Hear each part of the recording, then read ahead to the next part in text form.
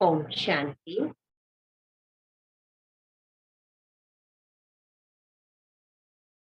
हम सभी इस पुरुषोत्तम संगम युग में प्राण प्यारे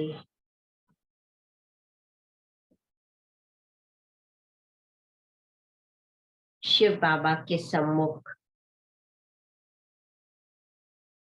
स्वयं को महसूस करें। शिव बाबा की शक्तियों की किरणें हम सभी आत्माओं पर बरसा रहे हैं। मैं आत्मा ऑलमाइटी बाबा के सर्व किरणों से भरपूरता का अनुभव करते सूक्ष्म फरिश्ता रूप में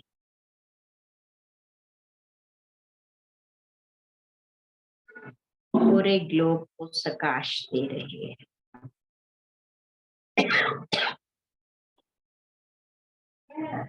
महसूस करें हर एक आत्मा को बाबा के अनंत किरणें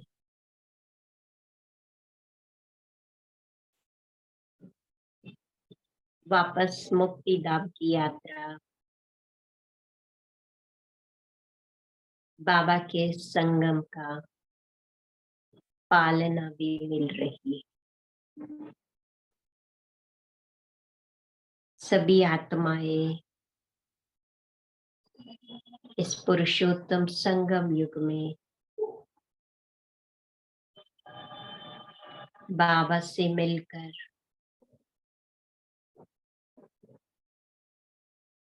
बाबा से शक्तियां पाकर फिर से नए सृष्टि के लिए तैयार हो रहे हैं। हर एक आत्मा इस सृष्टि पर ईश्वरीय पालना से तृप्त होकर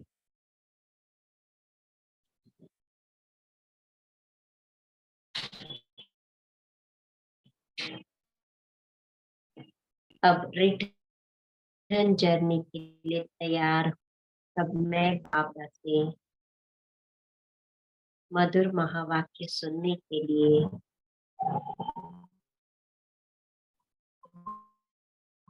वापस इस अलौकिक पालौकिक पिता के सब पुरुषोत्तम कल्याणकारी युग में संगम युगी ब्राह्मण शरीर में प्रवेश होकर गॉडली स्टूडेंट के रूप में ईश्वरीय पढ़ाई पढ़ने के लिए हाजिर हो गई है।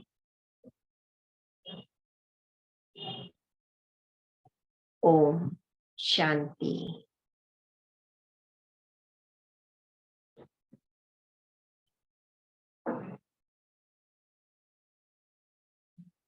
आज बाबा तो हम बच्चों को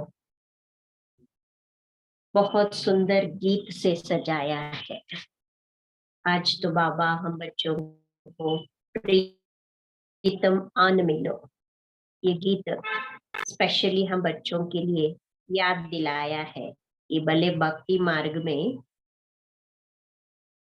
मनुष्यों ने यह गीत बनाया, लेकिन यह गीत संगम योगी ब्राह्मणों के लिए बहुत अर्थगर्भित गीत माना जाता है, क्योंकि संगम युगी ब्राह्मण आत्माओं को ही परमपिता परमात्मा शिव बाबा संगम युग में आकर प्रियतम के रूप में हमसे मिलन मनाते हैं। वैसा देखा जाए तो दुनिया में मिलन हर किसी से हम मनाते हैं, परंतु परमात्मा से मिलन मनाना ये बहुत गहरी बात है। मैं इसी गीत को एक आधार लेकर अपनी जीवन का भी एक प्रसंग बताती, जैसे कि आज अनुभव भी शेयर करने के लिए कहा गया है। हम जब ये ज्ञान में आए, हम छोटे बच्चे थे। इन द सेंस मैं 8वीं कक्षा में पढ़ रही थी। तो उस समय तो ना हमारी माइंड की मैच्योरिटी थी, ना समाज की बातों को समझ पाते थे। एकदम इनोसेंट बच्चे थे और यही गांव में रहने वाले, लेकिन पढ़ाई के लिए सिटी में जाना होता था।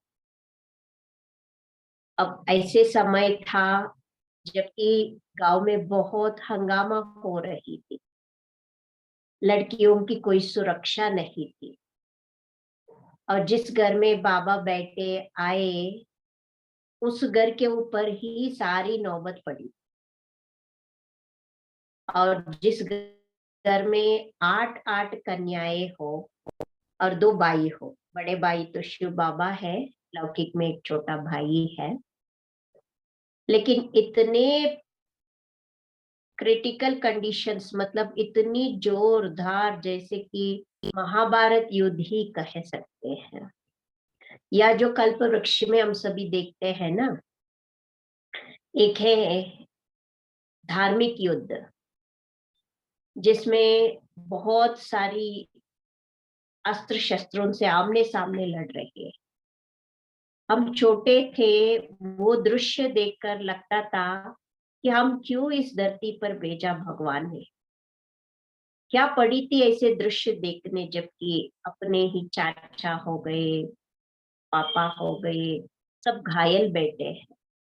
आमने सामने युद्ध देखा हमने, जैसे कुरुक्षेत्र का युद्ध में इस तरफ से सिर्फ 4-5 भाई खड़े हैं और उस तरफ से 60 से 70 लोग तक, 60 to 70 मेंबर्स, सारे बड़े बड़े आयुध लेकर खड़े, और दोनों आपस में ऐसे टूट पड़ी युद्ध में। वो दृश्य तो आज तक मैं नहीं भूल पाती। जबकि हम ही है तो दोनों माँ हमें बंद करके रख दिया, फिर भी हम क्यों होती है, पापा बाहर है, चाचा बाहर है, और 4-5 लोग है, ये तो निहत्था है। वहां से देखो तो सारे अस्त्र शस्त्र लेके खड़े हैं। थोड़ी जी बैठता है, तब भी अंदर बैठ के छोटेपन से हम लोगों को एक धार्मिक भक्ति की भाव भी थी। माता पिता ने हम लोगों को शिव की भक्ति, शिव बाबा का शिवलिंग की पूजा करना, या उस पूजा में हमेशा साउथ में आप जानते हैं विभूति लगवाना, ये होता था। पर ये दृश्य ऐसा लगा, इतना डरावना, इतना रो रहे थे हम अंदर से, पर खिड़की खोल के देखा, जो वहां से 60 to 70 मेंबर्स टूट पड़ी, यहाँ 4-5 लोग इतनी सेफ खड़ी है। दोनों के बीच में सिर्फ 3 फुट का ही डिस्टेंस है, और सभी अपने अस्त्र लेकर ऐसे ऐसे कर रहे हैं, पर कोई का भी अस्त्र इनके ऊपर नहीं पड़ा। जैसे बाबा हम बच्चों को मुरली में कहते हैं कि बाबा का अगर याद है या दुआएं है, तो कोई भी आत्मा के, ऐसे आत्माओं की टच भी नहीं कर सकते। ये दृश्य हमें ज्ञान में आने से पहले वाला दृश्य था। और उस युद्ध के बाद तो ऐसे लगी, लोगों का चैलेंज लगी कि जबकि हम लोग सिटी में जाकर पढ़ाई करते थे, रहते गांव में थे, तो नेचुरली हम लोगों को बस में आना जाना, और सुबह सुबह 6 बजे निकल जाना, कभी रात को लेट हो जाते क्योंकि एक ही बस था गांव के लिए। अगर वो बस मिस हो गए तो फिर 2 घंटे के बाद वही बस घूम फिर के वापस आनी है। तो ऐसी हालातों में हमने देखा, एक बारी तो ऐसी सीन थी जबकि हम सभी स्कूल बस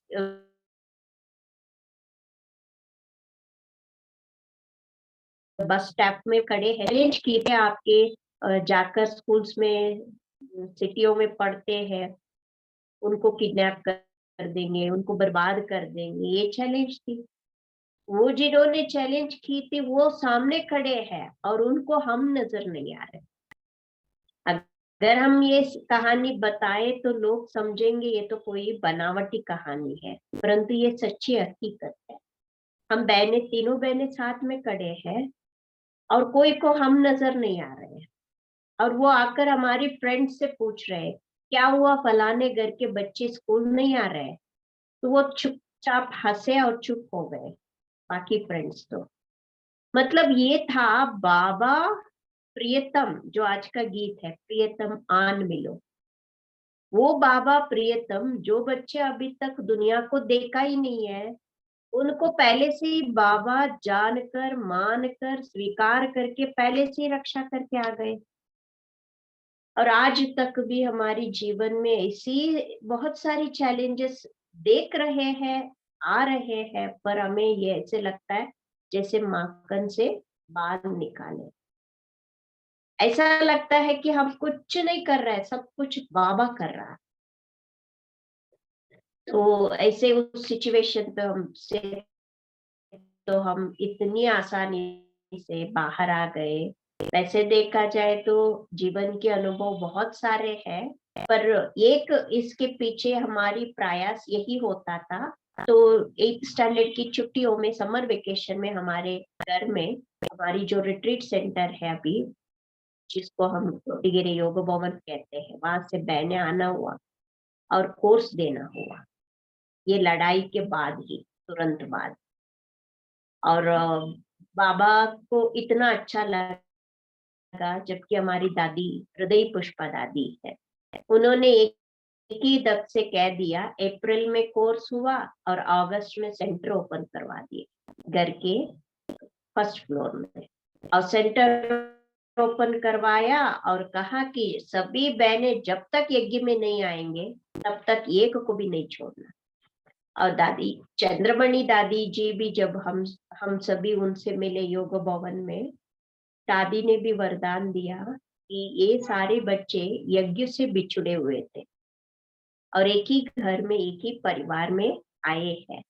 अब ये सारे बच्चे वापस यज्ञ में आएंगे, और उसी का वरदान, वही वरदानों का फल आज हम यज्ञ में पूरे परिवार इस यज्ञ, माता पिता, चाची चाची, और हम 5 बहनें हैं, और हमारी जो लौकिक चाचा के बच्चे हैं वो 3 बहनें और 1 भाई है। तो कुल मिला के शिव बाबा बड़े भाई है, और हम सभी ज्ञान में 1989 से ज्ञान मार्ग में चलने शुरू हुआ।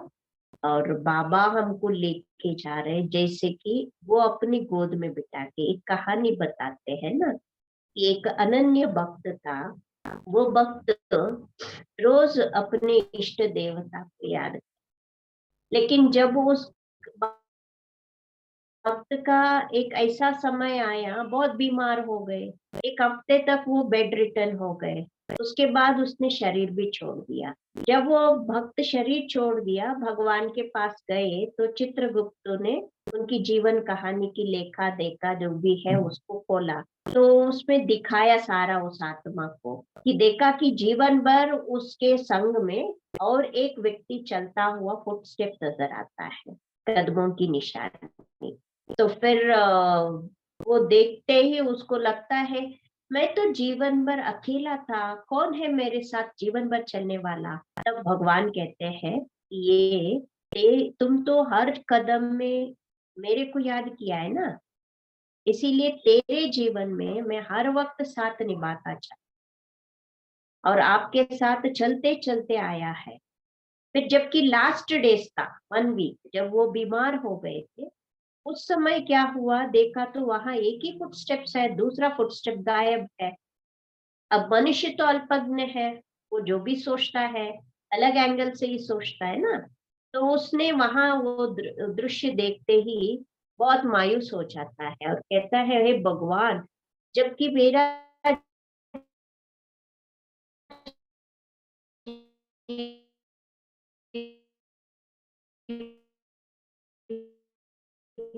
जीवन में तुमको मैं उठा के ले आई, ये मेरे कदमों की निशानी है। ये हमने अपने जीवन में अनुभव किया आज तक भी। जब भी कोई समस्या आता है, मैं एक ही स्व मान लेती, सर्वशक्तिवान शिव बाबा, ऑलमाइटी बाबा मेरा साथ, और मैं मास्टर ऑलमाइटी अथॉरिटी बाबा का संतान, मास्टर सर्वशक्तिवान आत्मा हूँ, और विजय मेरा जन्म सिद्ध अधिकार। ये 3 लाइन मैं जब अपने अंदर ही अंदर से उस स्वमान को जगा देती हूँ, ये जो समस्या बाहर आई है वो ऐसे लुप्त हो जाते हैं, ऐसे लगता है जैसे कि समस्या थी नहीं। आज दिन तक मैं ये अनुभव, ये बाबा की और सर्व ब्राह्मण परिवार की और सभी महारथी दादी दादी दीदियों का वरदान है हमारे जीवन में। उन्होंने बहुत हमारे पीछे पड़कर हर वक्त, जब भी मधुबन गए या दादियाँ जब भी यहाँ हमारे रिट्रीट सेंटर पे आए या हम उनसे मिलने गए, जब भी दादियों का मिलन होता था, दादियाँ एक ही शब्द बोल, तुम तो साधारण नहीं हो, देवकुल के आत्माएं हो। ये वरदान आज तक हमारे जीवन में काम, ये दादियों का वरदान कहे या हमारी पूर्व कल्प की पुण्य की पुरुषार्थ की पूंजी भी कहे, दोनों बन सकती है। तो इसीलिए मैं अपने जीवन में इस बातों में, कहानी तो बहुत लंबी चौड़ी है, सुनाते जाऊं तो बहुत कुछ है। और दादियों के संग का एक और छोटा सा अनुभव मैं सुनाना चाहती हूँ। जैसे निर्मल शांता दादी के लिए बाबा हमेशा सभा में उनका नाम लेकर शिक्षा देते, और जब भी निर्मल शांता दादी को उस बात से बहुत दुख होता था, मूड ऑफ हो जाते, तो एक दिन ऐसा हुआ, निर्मल शांता दादी को बाबा ने कहा कि गाड़ी निकालो, बाहर जाना है। तो गाड़ी लेके गए बाबा के साथ निर्मल शांता दादी। तो बाबा ने पूछा कि क्या हुआ, चेहरे क्यों उतरा हुआ है। तो फिर निर्मल शांता दादी ने कहा कि बाबा ये बताओ, मैंने कोई गलती नहीं की है, मेरा नाम लेकर आप रात को इतनी क्लास में सुनाने की क्या जरूरत। तो बाबा ने एक ही इशारा दिया कि बच्चे, हमेशा याद रखना, बेटी को शिक्षा दी जाती है और बहू को समझाने देना पड़ता है, तो बेटी को डांटना पड़ेगा या बेटी का नाम लेकर बहू को शिक्षा देनी पड़ेगी। सेम सिचुएशन मेरे जीवन में भी एक बार आए। हम छोटी छोटी कुमारियां थी, 93 94 की बात है, जब हम सेंटर पे आ गए तो योग भवन में थे। दादी जी, हृदय पुष्पा दादी जी क्लास करा रहे थे। क्लास के कोई कनेक्टेड पॉइंट भी आया, उसको कनेक्टेड एग्जाम्पल देते हुए मेरा नाम लिया और कहा, समझो रानी ने ये गलती किया, समझो रानी ने ऐसा बात किया। छोटी छोटी बात के लिए भी वो एग्जाम्पल सुनाते सुनाते दादी ने रानी रानी नाम बोल बोल के 10 15 बारी मेरा नाम ले गई। और ना मुझे इतनी हिंदी भी नहीं आती थी बिल्कुल, हम साउथ वाले को तो हिंदी तो ना की बराबर है। और लगा कि मैंने कोई गलती कर दिया है, इसीलिए मुझे डांट पड़ रही है। अब मुझे तो सुनते सुनते ही गला भर गए और रोना शुरू हो गया। पर दादी के सामने से कोई उठ भी जा नहीं सकते, कंट्रोल करके बैठी थी, ऐसे बैठी थी, ऐसे बैठी थी। क्लास होते ही जाके एक ओपन प्लेस है जहाँ पर फाउंटेन था, भारत नक्शे के ऊपर, तो वहां पहाड़ के पास जाकर मैं बैठ गई और इतना रोया, इतना रोया। और कोई बहनें, जो हम बहुत सारी बहनें थे, उन्होंने जाकर दादी को बता दिया कि ऐसा ऐसा है, रानी वहां पहाड़ के पास बैठ के रो रही है। तो फिर दादी ने बुलवाया और आके मैं गई, थोड़ा देर के बाद आराम से गई, रोते रोते ही। फिर दादी ने पूछा क्या हुआ? मैंने कहा कुछ नहीं, रोते रोते ही बैठे थे। फिर दादी ने काफी बारी पूछा। फिर मैंने पूछा दादी ये बताइए कि मैंने क्या गलती की थी, आपने मेरा नाम लेकर इतना डांट क्यों लगाए, इतनी शिक्षा क्यों दी? तो दादी एक ही शब्द बताए, देखो घर में बहू को सीधा शिक्षा नहीं दी जाती, बेटी का नाम ली जाती। अब तुम बताओ, तुम बहू हो या बेटे हो? तो उस बात सुनते ही मेरे अंदर पता नहीं था, गंगा यमुना तो बह रही थी, एकदम से उसको रिजर्वायर में लॉक किया जाए, ऐसा मेरा रोना बंद। और उस दिन से आज दिन तक भी कहीं भी कोई भी समझाने बड़े अगर देते हैं तो मुझे वो वरदान याद आता कि मैं घर की बेटी हूँ, कोई ना कोई मेरे आसपास बहुएं हैं जिनको शिक्षा मिल रही है। तो ये बात आज तक मेरे जीवन में बहुत बड़ी वरदान बन गई। और चंद्रमणि दादी के संग का एक अनुभव सुनाती हूँ। हम छोटे बच्चे थे, 8वीं 9वीं पढ़ने वाले बच्चे हैं। तो जब भी कोई दादी आते हैं तो बच्चों को सजा के उनको वेलकम डांस वगैरह करवाते हैं ना। तो फर्स्ट टाइम दादी आए थे तो उस समय भी करवाए थे, सेकेंड टाइम भी दादी आए आफ्टर 3 मंथ्स। तो तब भी फिर से हमको सजा के कहा कि वेलकम डांस करते हुए उनको स्टेज तक ले आना। तो ले आ रहे थे। फिर बाद में दादी सबसे यूजुअली जब भी मिलते हैं कोई आते हैं तो उनको एक फ्लावर या टोली खिलाते। तो मैं भी नशे में आकर, खुशी में आकर दादी को सीधा तोतीला भाषा गलत शब्द से, मतलब दादी तुम आए थे ना फर्स्ट टाइम, वेलकम किए, और तुम अभी आए, तुम मैं सेकंड टाइम वेलकम कर रहे हैं, मतलब हिंदी तो बिल्कुल नहीं आते, तुम शब्द मैंने बोल दिया। और हमारी जो बड़ी दीदियां थे आसपास, उन्होंने तुरंत मेरा मुंह बंद करके खींच लिया अपने तरफ।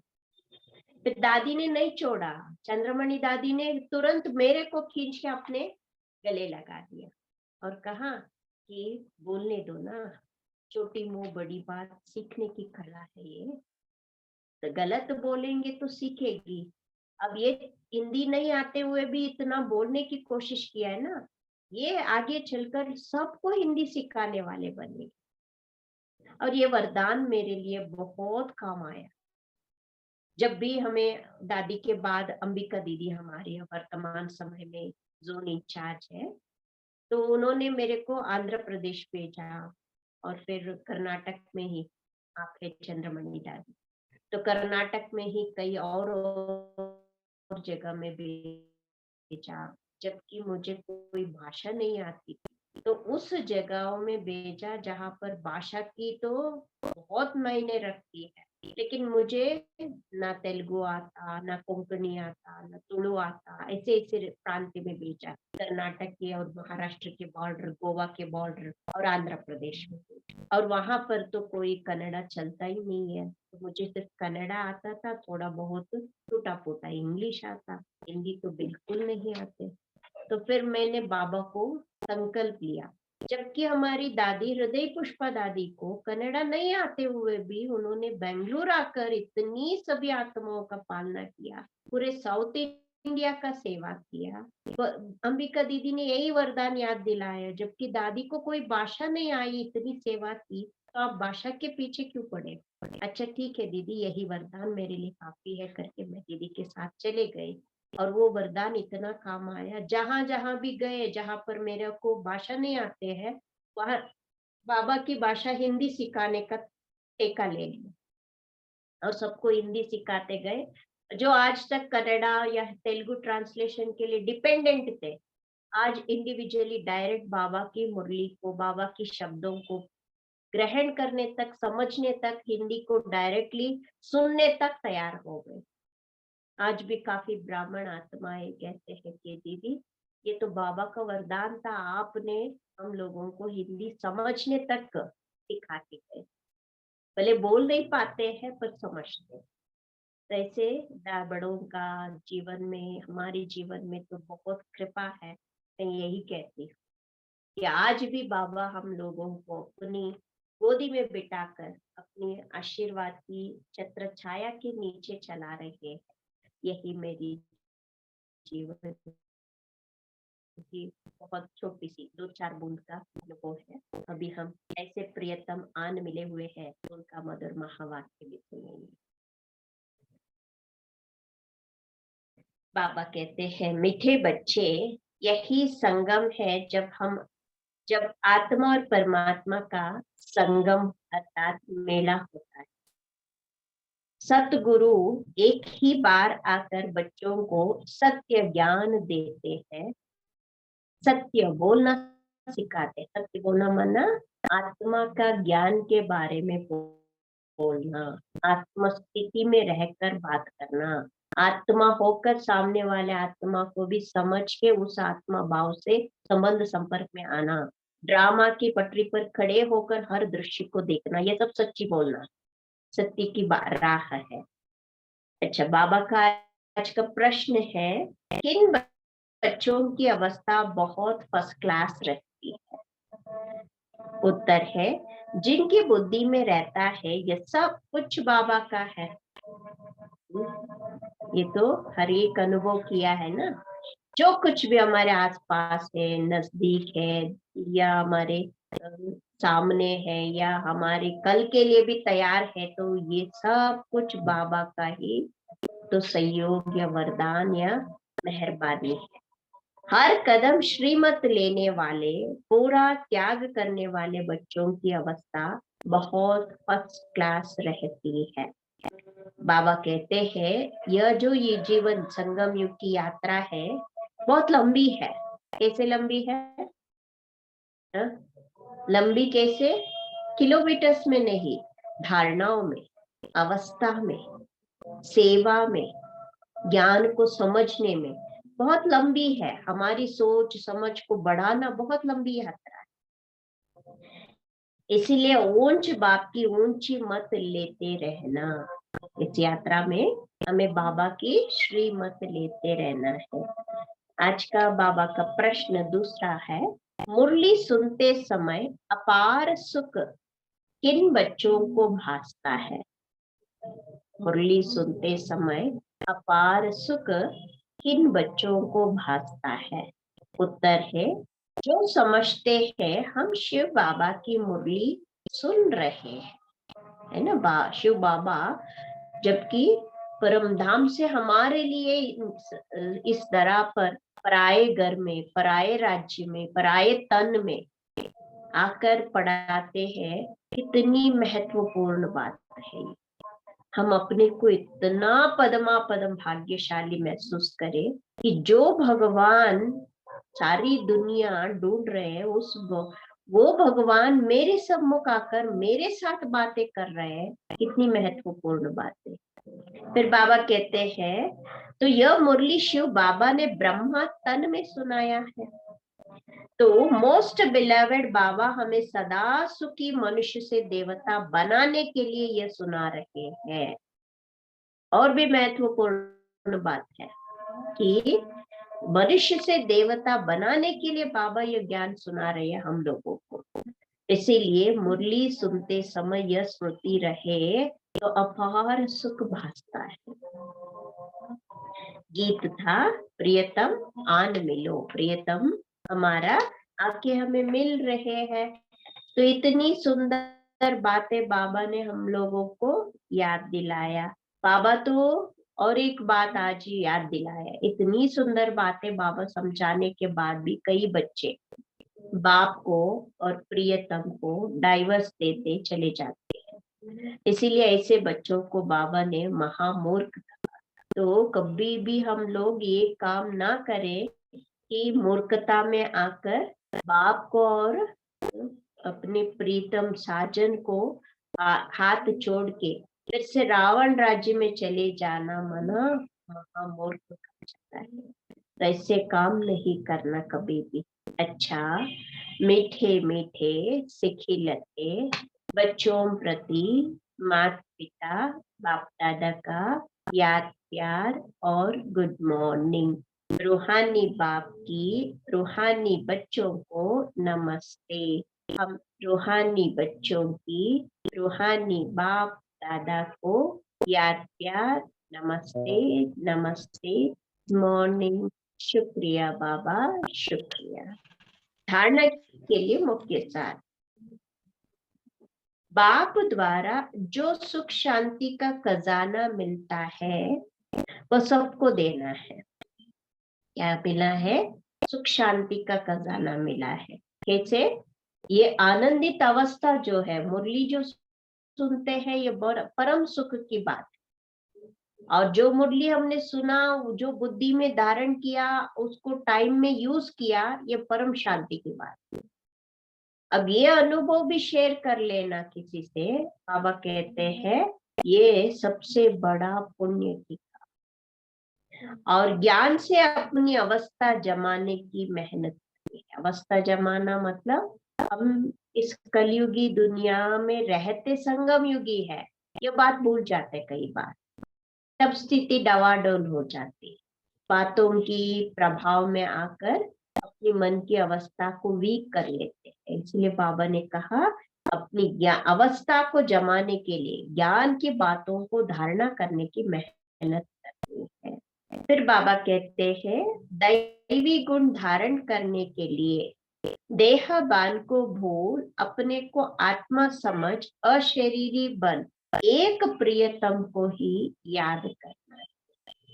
देह बान को भूलना मना अपनी पुरानी बातें, आसुरी गुणों की बातें, या कोई ना कोई फ्यूचर की लेकर टेंशन की बातें, ये सब भूलना है।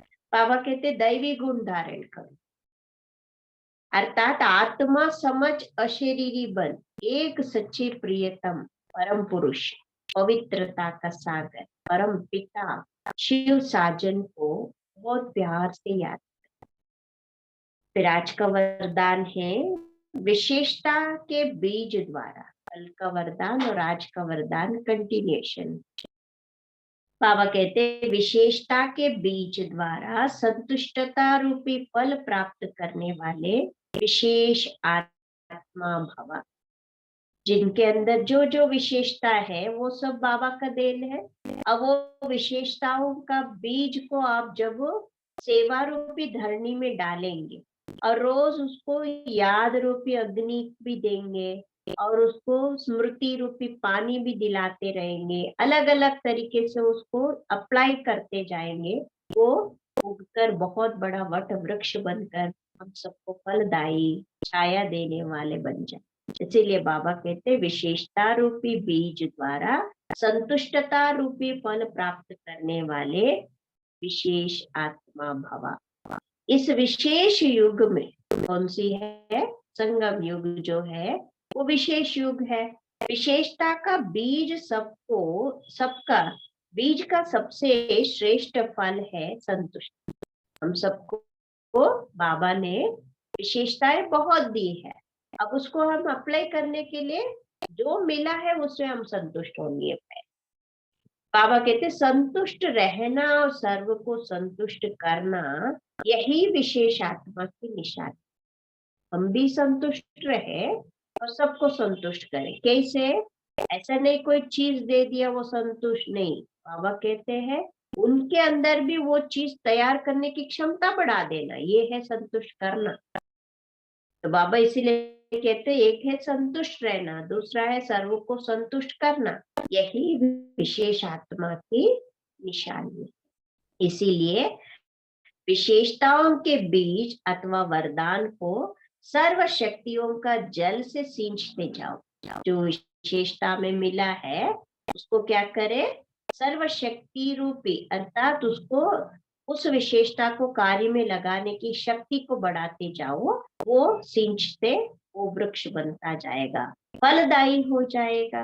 नहीं तो विस्तार हुआ वृक्ष भी समय प्रति समय आए हुए तूफान में हिलते हिलते टूट जाता है। अगर हम ठीक से उसका मेन्यूर देकर, मिट्टी डालकर, पानी डालकर उसको स्ट्रॉन्ग नहीं बनाया, जैसा उगे उसको छोड़ दिया, नहीं, बीच बीच में उसका कटाई होती है ताकि उसकी स्टेम बढ़ता जाए, है ना। तो ऐसे बाबा कहते हैं जो भी समय प्रति समय तूफान आते हैं वो क्यों आते हैं? हमें और स्ट्रॉन्ग बनाने। अगर मैं शक्तिशाली नहीं बने तो वो वृक्ष भी अप्रूटेड हो जाती है, अर्थात आगे बढ़ने का उमंग, उत्साह, खुशी का रूहानी नशा नहीं रहता है। जो बाबा का दिया हुआ शक्ति को हमने यूज नहीं किया, जैसे मान लीजिए आप में बोलने की विशेषता है, किसी में खाना बनाने की विशेषता है, किसी में कपड़ा सीने की विशेषता है ना, अलग अलग विशेषताएं हैं। तो वो आप यूज नहीं किया तो आपके जीवन में रुकापन, सुखापन आता, क्योंकि आपके अंदर जो टैलेंट है उसको दूसरों के काम में नहीं लगा है ना, वो विशेषता यूज नहीं किया तो उमंग उत्साह नहीं रहेगा, खुशी नहीं रहेगा, नशा नहीं रहेगा। तो इसीलिए बाबा कहते हैं विधि पूर्वक शक्तिशाली बीज को फलदायक बनाते जाओ, विधि पूर्वक उस शक्तिशाली बीज को फलदायक बनाते जाओ, उस बीज को सबके लिए यूज करना। दुनिया में एक ही संगम युग में हम हर किसी के साथ अपनी विशेषता को, गुणों को, शक्तियों को सब बांट के खा सकते हैं। बाकी युगों में किसी को कोई जरूरत नहीं रहती, और ना ही तो हम इतने कॉन्शियसली आत्मा अभिमानी होकर दे सकते। इसीलिए संगम युग ही ऐसे एक विशेष युग है जहाँ पर हम अपनी विशेषता को सबके लिए प्रसाद के रूप में बांट कर खुद भी शक्तिशाली बन सकते हैं। आज का स्लोगन भी बहुत बढ़िया है, अनुभूतियों का प्रसाद बांट कर असमर्थ को समर्थ बना देना, यही सबसे बड़ा पुण्य है। अनुभूतियों का प्रसाद बांटकर असमर्थ को भी समर्थ बना देना, यही सबसे बड़ा पुण्य है। पुण्य कमाने का इजी मेथड है, आपको जो अनुभव हुआ है, आपने जो अनुभव पाया है, वो प्रसाद सबको बांटना। एक ईश्वर पर आस्था रखने से क्या क्या नहीं होता है। तो अगर हम आज जीवन में इधर हम सभी एक सूक्ष्म रूपों में मिल रहे हैं, इसके पीछे भी शिव बाबा से मिला हुआ अनुभूतियों का प्रसाद खाकर ही रहे, है ना। अच्छा, ओम शांति।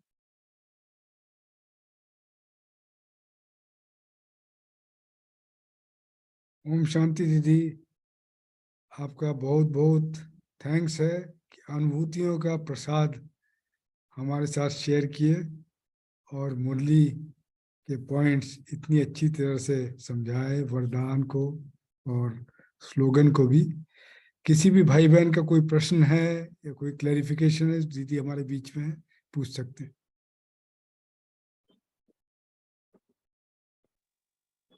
ओम शांति दीदी।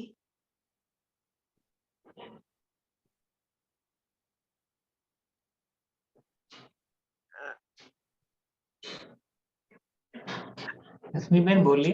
बोलिए रश्मि।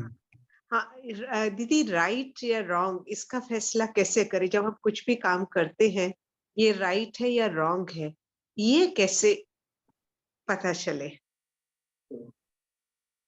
वैसे तो बाबा मुरलियों में उसकी समझ रोज देते ही, लेकिन जो कर्म हम करते हैं वो सबको अच्छा लगता है। दूसरा, वातावरण के अनुकूल होता है। तीसरा, सबसे जब खुशी की महसूसता होता है, उसमें हमें वो काम करने में और खुशी बढ़ती है, वो है राइट काम।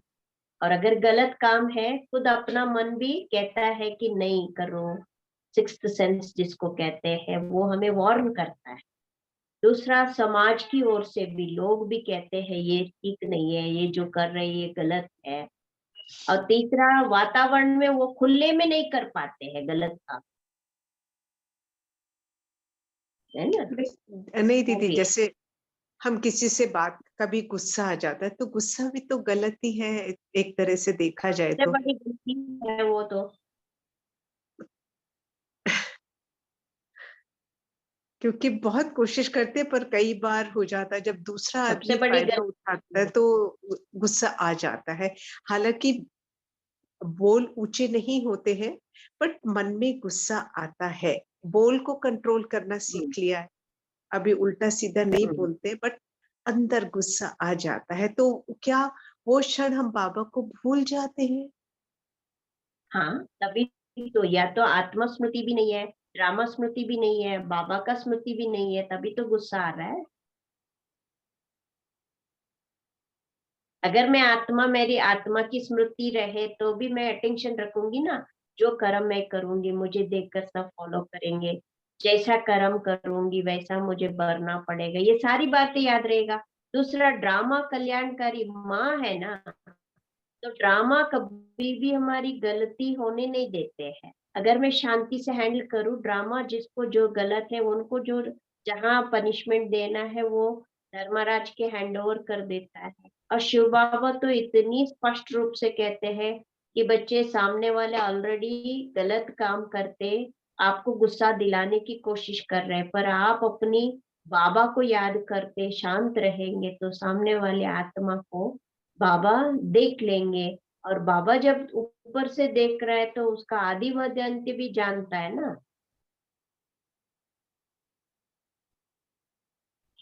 हम्म। ठीक है दीदी, थैंक यू दीदी। ओम शांति। वेलकम। और किसी भाई बहन का प्रश्न है?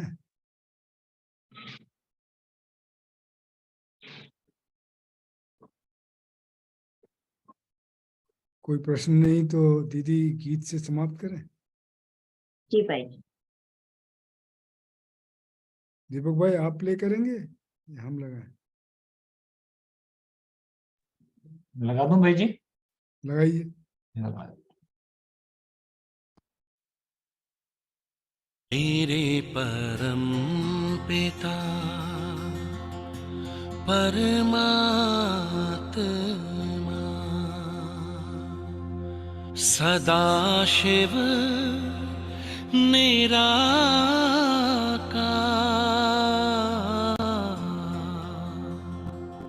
ओ आनंद के सागर, तेरी महिमा अपरंपार।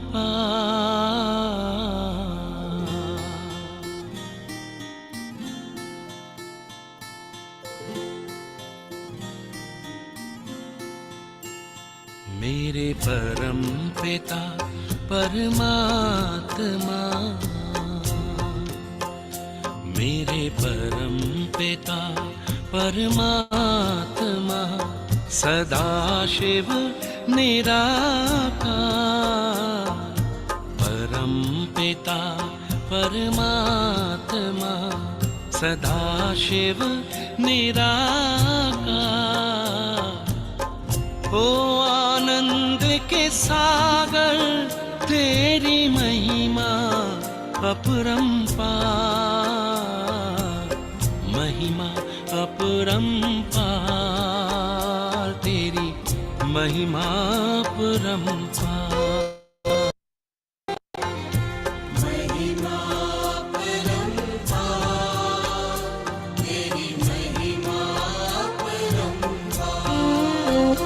मेरे परम पिता परमात्मा।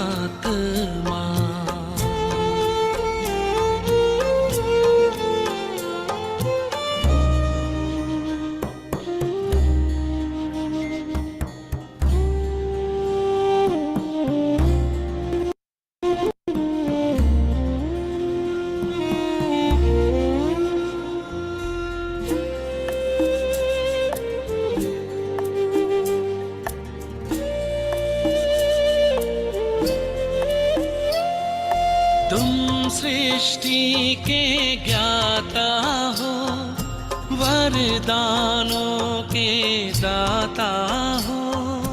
तुम सृष्टि के ज्ञाता हो, वरदानों के दाता हो। हम तुमको पाकर पाए,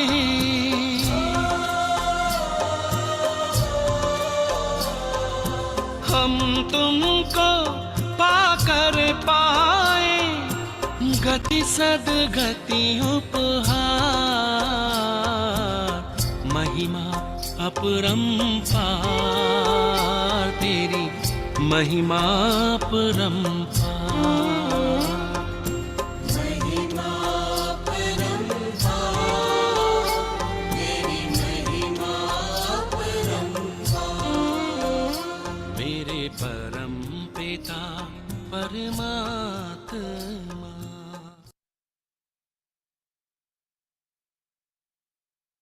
थैंक यू दीदी वंस अगेन।